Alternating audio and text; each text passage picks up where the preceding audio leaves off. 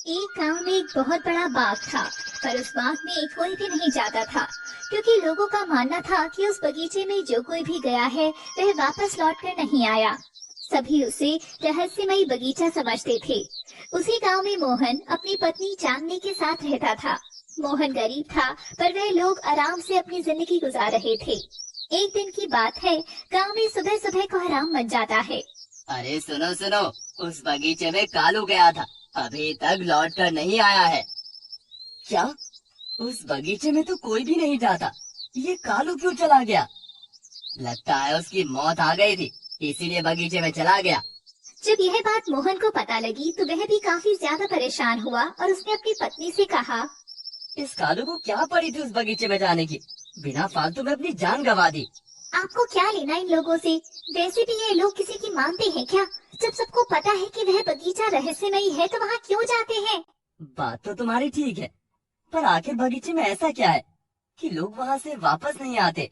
मुझे नहीं पता, और आप भी इस बारे में ना सोचे। जो होगा सो बना रहेगा, हमें क्या लेना देना। और यह कहकर चांदनी काम करने लगती है, पर मोहन को उस बगीचे में जाने की इच्छा जागी, क्योंकि वह जानना चाहता था कि आखिर उस बगीचे में क्या है जो सभी उससे इतना डरते हैं। इसके बाद वह भी अपने काम में लग जाता है। धीरे धीरे समय गुजर रहा था। एक रात मोहन जब सो रहा था तो उसे एक सपना आया। उसने सपने में उस बगीचे को देखा, पर बगीचे में उसे एक गुफा दिखाई दी। गुफा को देखकर उसकी आंख खुल गई और उसने इधर उधर देखा तो वह अपने घर पर था। अरे, ये कैसा सपना था? ये तो उसी बगीचे का सपना था, पर उसमें गुफा। मुझे उस बगीचे में जाना चाहिए। और यह कहकर वह बगीचे के लिए जाने लगा। तभी उसने अपनी पत्नी की तरफ देखा और सोचा कि वह उसे बता दे। फिर उसने कहा, अगर मैंने इसे बता दिया तो ये मुझे जाने नहीं देगी। मैं ऐसा करता हूँ, सुबह होते ही वहाँ के लिए निकल जाऊंगा। अभी वैसे भी रात है, मुझे वहाँ इस तरह नहीं जाना चाहिए। और यह सोचकर मोहन वापस अपनी चारपाई पर लेट गया। सुबह होते ही वह चांदनी के जागने से पहले उस बगीचे की तरफ निकल गया। रास्ते में उसे राजू मिला। राजू ने मोहन से कहा, अरे मोहन भैया, कहाँ जा रहे हो इतनी सुबह सुबह? ये तो बगीचे का रास्ता है। हाँ मुझे पता है, बस ऐसे ही घूमने निकला था। तुम बताओ। क्या बताऊं, आपको तो पता ही है, सब उस बगीचे से कितना डरते हैं। पता नहीं भगवान जाने क्या है उसमें। हाँ, इस बात की हैरानी तो मुझे भी है, पर अब पता लग जाएगा कि उसमें क्या है। अच्छा, तो मैं चलता हूँ। यह सुनकर राजू को काफी हैरानी हुई कि आखिर मोहन ने ऐसी बात क्यों कही, पर उसने ज्यादा इस बात पर गौर नहीं किया और वहाँ से चला गया। वहीं मोहन उस बगीचे के अंदर आ जाता है। बगीचे के अंदर आने के बाद उसने देखा उसमें कई तरह के जाल बिछे हुए थे और उनमें ही वही आदमी फंसे थे जो इसमें आए थे। और उन जाल के पीछे एक बहुत बड़ी गुफा थी। वह जाल पारदर्शी थे तो सब कुछ साफ साफ दिखाई दे रहा था और आदमी चिल्ला रहे थे, अरे बचाओ, कोई तो हमें बचाओ। अरे कोई तो निकालो इस जाल से। उन आदमियों को देखकर मोहन को कुछ समझ में नहीं आ रहा था और उसने अपने आप से कहा, अरे ये तो वही लोग हैं जो गांव से गायब हो रहे हैं, यानी कि ये मरे नहीं है, जिंदा है। तभी उसे कालू दिखाई दिया और उसने कालू से कहा, अरे कालू, तुम तो जिंदा हो। हम लोगों ने सोचा तुम मर गए। अरे नहीं भैया, हमें यहाँ से निकालिए, हम यहाँ फंस गए हैं। पर मैं तुम लोगों को कैसे निकाल सकता हूँ? और ये गुफा कैसी है? ये जादुई गुफा है। ये देखिए, यहाँ पर एक दीवार पर इस गुफा के बारे में लिखा होगा और वहीं पर हम लोगों को निकालने का रास्ता भी होगा। यह सुनकर मोहन इधर उधर देखने लगता है। तभी उसे एक पेड़ के पीछे वह वहाँ गया तो उसने उस दीवार पर लिखा हुआ पढ़ा, ये जादुई गुफा है, इसमें बहुत सारा खजाना भरा है। वही इन पेड़ों की डालियों में जालों को काटने का तोड़ है। यह पढ़कर वह इधर उधर देखने लगा। तभी उसे पेड़ों में घुसे चाकू दिखे। उसने उन्हें निकाला और उस जाल को काट दिया, जिससे लोग आजाद हो गए। अब बारी थी उस जादुई गुफा में जाने की।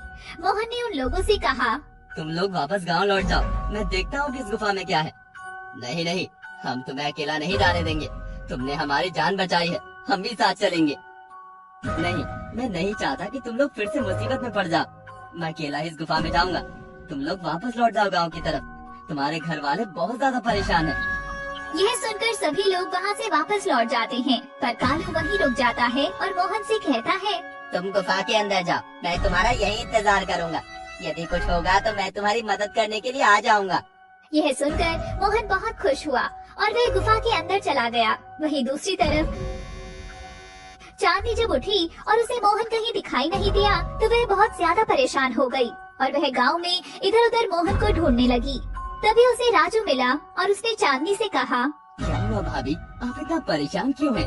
अरे भैया, मेरे पति कहीं दिखाई नहीं दे रहे। अरे वो तो टहलने गए थे, क्या अभी तक लौट कर नहीं आए? नहीं, अभी तक नहीं आए। अरे आ जाएंगे भाभी, आप चिंता ना कीजिए। यह सुनकर वह घर लौट आई। वहीं दूसरी तरफ मोहन जादुई गुफा के अंदर गया तो उसने देखा कि अंदर काफी तेज रोशनी थी। उस रोशनी को देखकर वह हैरान रह गया, क्योंकि वह रोशनी किसी और की नहीं बल्कि वहाँ पर पड़े हीरे जवाहरात और सोने चांदी की थी। उसने कालू को आवाज दी, अरे कालू अंदर तो आओ, देखो यहाँ क्या है। कालू भागता हुआ गुफा के अंदर गया और सोना चांदी देखकर उसने कहा, अरे भैया, यहाँ तो सोना चांदी पड़ा हुआ है, हम लोगों की तो किस्मत ही बदल जाएगी। हाँ, तुम बिल्कुल ठीक कह रहे हो, ये जादुई गुफा है। हम लोग ऐसा करते हैं, इसमें से सोना चांदी ले चलते हैं और गांव वालों को भी बांट देंगे। हाँ, तुम बिल्कुल ठीक कह रहे हो भैया। इसके बाद वह लोग उस गुफा से सोना चांदी निकाल लेते हैं और गांव वापस आ जाते हैं। इसके बाद वह गांव वालों को सोना चांदी बटाते हैं और सारी बात बताते हैं। उन लोगों की बात सुनकर गांव वाले बहुत खुश हो जाते हैं और सभी को पता लग जाता है कि वह बगीचा सामान्य है, बस उस बगीचे में जादुई गुफा है। जिसके बाद मोहन घर आ जाता है और अपनी पत्नी को हीरे मोती देता है, जिन्हें देखकर वह काफी हैरान होती है और अपने पति से कहती है, यदि आपको कुछ हो जाता तो आप उस बगीचे में गए ही क्यों? अरे किसी न किसी को तो उस बगीचे में जाना ही था, और देखो पता भी लग गया कि वो बगीचा रहस्यमय नहीं है, बल्कि इस बगीचे में जादुई गुफा है, और उसी से मुझे ये सब मिला है।